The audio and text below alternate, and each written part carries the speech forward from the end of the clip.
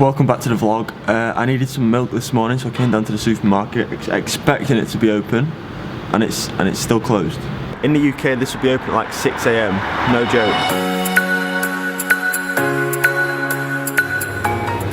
It's open. It's open. No milk. They had no milk. I got eggs instead. I'll make an omelette or something.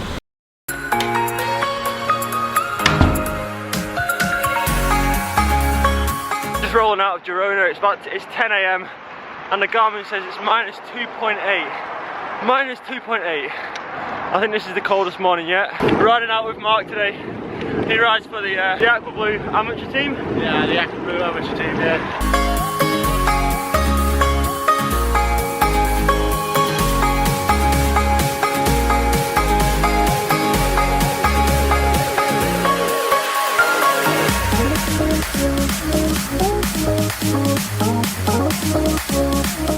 So I've seen you all in the comments, you need to go and do Rocacorba, go and climb Rocacorba. So today, where are we going to climb? In there? Now we're climbing the Rocacorba today. So we've head out from Girona up towards Banyoles. Now I've dropped across, it's like, how many Ks this climb? 14 I think. It's about 14K, about an hour to climb. We're 4K in.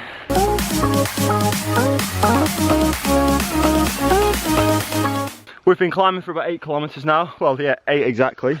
Up all the big popular climbs in Girona, we've got these signs. So every kilometer it tells you how many meters you've climbed that kilometer, the percentage of the next kilometer, and how long you've got to go to the top. So we've been climbing for 8 kilometers.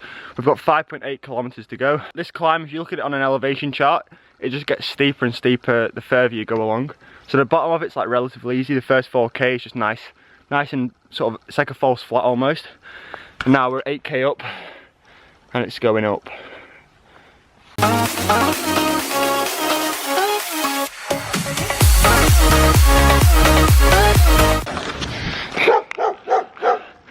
I think they're cheering us on.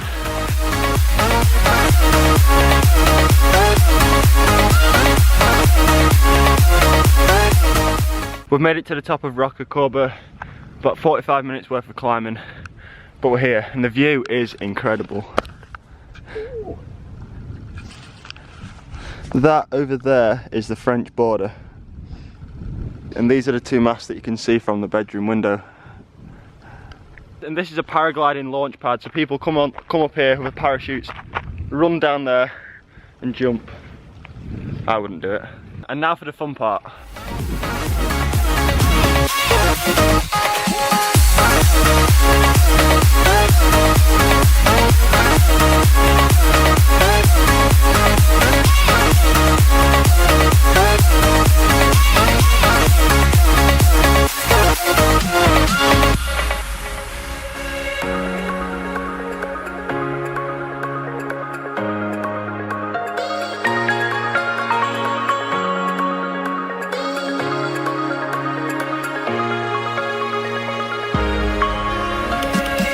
We've just come down the climb back into Banyoles, which is the town at the bottom of the climb, and we're going to stop in here for a coffee.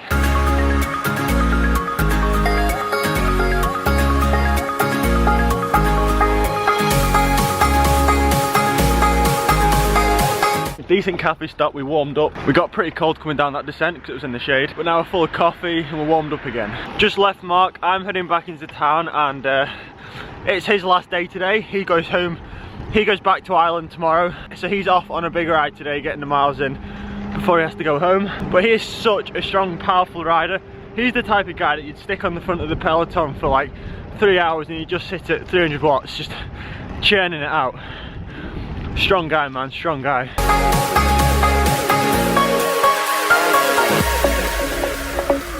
It's so cool, they have those 1.5 meter signs everywhere.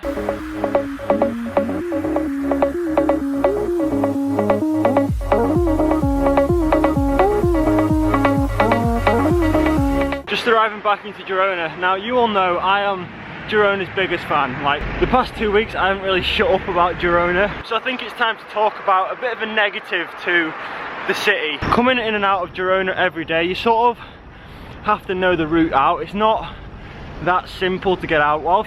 Like once you know the routes it's fine, but initially it's quite hard to learn. It's just not that straightforward. I mean, once you learn, it's fine.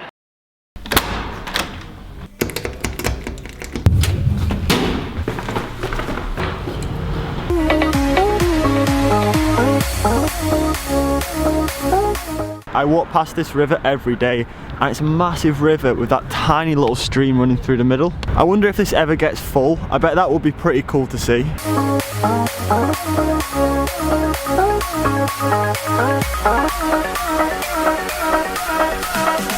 Walking back up to the Federal, that's the cafe that I went to in yesterday's vlog. It's fastly becoming my favourite cafe in Girona.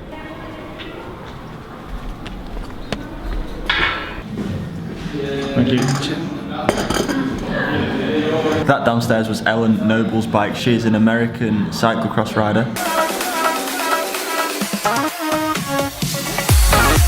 So a question that keeps cropping up in the comments is, why are you in Girona on your own for a month? How are you there for a month? Do you not get lonely? Do you not get bored? And to be honest with you, what I would say to that is Girona has such a big cycling community. You'll always come across like-minded cyclists. Now, I did know people in Girona before I came. Even though I came on my own, I still knew cyclists that live here. But Mark, who you've been seeing in the vlogs for the past few days, I didn't know him before I came to Girona. I know friends of his and he knows friends of mine, but I didn't know him personally. I just got to know him through riding and through staying in this city. And we've ended up becoming pretty good friends. So even if you just come in on your own, within a week you'll know plenty of other cyclists. Like every single day at 10:30 at the main bridge down in the old town, there's a group that leaves there. So if you want to go out on a group ride, you just go there at 10:30, see who's riding. Every weekend the service course have their group ride, and also throughout the week the local bike shops have their own group rides. So even though I've came here on my own, I'm not really alone. Obviously I spent quite a bit of time with Mark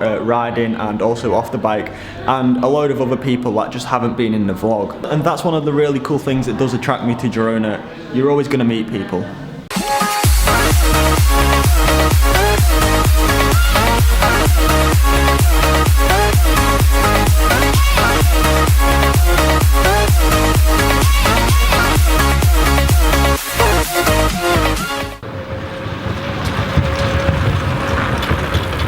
The sun's going down and I'm heading home. Maybe we can end today's vlog with a time lapse of the sunset, because it's pretty awesome.